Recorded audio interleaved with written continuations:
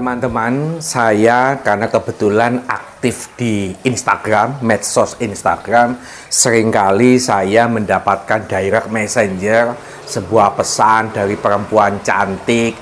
Dia pakai baju dokter, dia menulis gelarnya dokter Bella siapa, dokter ini. Dan itu perempuan-perempuan cantik. Nah, Anda pernah mendapatkan gitu nggak? Kalau memang Anda pernah mendapatkan DM dari perempuan-perempuan cantik yang mengaku sebagai dokter, dia jual suplemen, dia jual obat kuat yang katanya bisa berjam-jam, dikasih gambar-gambar pornografi di situ. Yakinlah bahwa ini adalah dokter gadungan, dokter abal-abal. Wis jangan percaya. Nggak ada ceritanya dokter nggak punya pekerjaan, tiba-tiba jual obat kuat. Nggak ada ceritanya dokter nggak punya pekerjaan, tiba-tiba jual suplemen. Malah nutrisi A, B, C. Nah, saya ingin ada edukasi dalam video kali ini bahwa hal-hal seperti itu secara etika tidak bagus.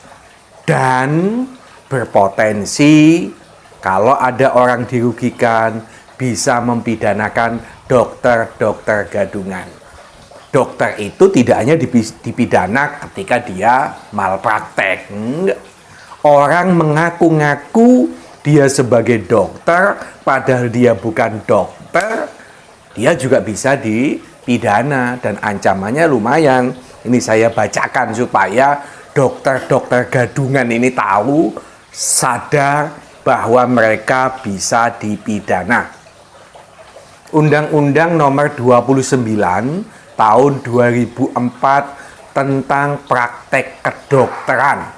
Pasal 77 menyatakan setiap orang yang dengan sengaja menggunakan identitas berupa gelar atau bentuk lain yang menimbulkan kesan bagi masyarakat seolah-olah yang bersangkutan adalah dokter atau dokter gigi yang memiliki surat tanda registrasi dokter atau surat tanda registrasi dokter gigi atau surat izin praktek sebagaimana dimaksud dalam pasal 73 ayat 1 dipidana penjara paling lama 5 tahun atau denda paling banyak 150 juta rupiah.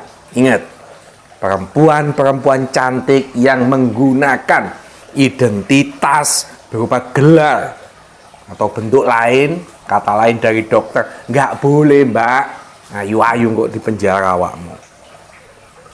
Pasal 78, setiap orang yang dengan sengaja menggunakan alat atau metode atau cara dalam memberikan pelayanan kepada masyarakat yang menimbulkan kesan seolah-olah yang bersangkutan adalah dokter atau dokter gigi yang telah memiliki surat tanda registrasi dokter atau surat tanda registrasi dokter gigi atau surat izin praktek sebagaimana dimaksud dalam pasal 73 ayat 2 dipidana sama ancamannya 5 tahun denda 150 juta.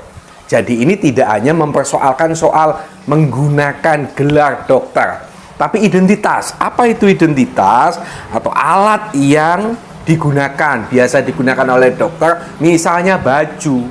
Meskipun Anda tidak menggunakan gelar dokter, tapi cara menyajikan bahwa saya adalah dokter dengan menggunakan baju dokter, tiba-tiba pakai menggunakan alat stetoskop atau apa, yang itu biasa digunakan oleh dokter sehingga publik, masyarakat mengira bahwa dia adalah dokter betulan.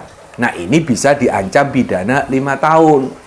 Jadi buat teman-teman semua, kalau memang niat jualan obat kuat, padahal belum tentu manjur, belum tentu obatnya itu kuat betulan, jangan menggunakan gelar dokter, jangan menggunakan foto berpakaian alat dokter, sebab itu dilarang oleh Undang-Undang Praktek Kedokteran. Anda bisa kena pidana 5 tahun, bisa kena denda maksimal 150 juta. Saya tidak tahu apakah Anda itu perempuan betulan, cantik betulan, atau jangan-jangan banci, jangan-jangan laki sudah tua renta, saya nggak tahu. Tetapi dalam video ini saya ingin mengingatkan supaya publik sadar, Jangan mudah tertipu dengan identitas gelar dokter, jangan mudah tertipu dengan pakaian, dengan alat-alat yang digunakan untuk meyakinkan kepada masyarakat bahwa dia dokter.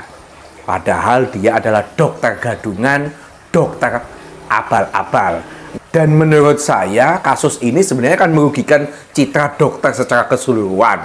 Maka idealnya Ikatan Dokter Indonesia harus bergerak cepat melaporkan kasus-kasus seperti ini supaya tidak mudah dokter itu dijadikan alat untuk mencari uang. Saya tidak membahas soal apakah itu suplemen, apakah itu obat kuat, tidak. Yang penting jangan menggunakan identitas dokter kalau memang bukan dokter. Jangan pakai alat-alat yang dipakai dokter untuk meyakinkan publik kalau memang Anda bukan dokter, sebab itu diancam pidana 5 tahun, denda 150 juta.